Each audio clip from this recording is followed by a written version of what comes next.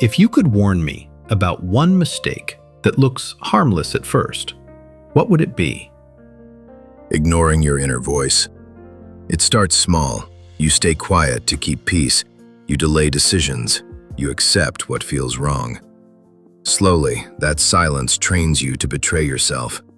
Opportunities pass, resentment grows, and confidence fades. People will call it patience, but inside you know it is fear wearing a calm face. The moment you stop listening to yourself, you begin living someone else's life. Protect that voice. It will save you more than you think.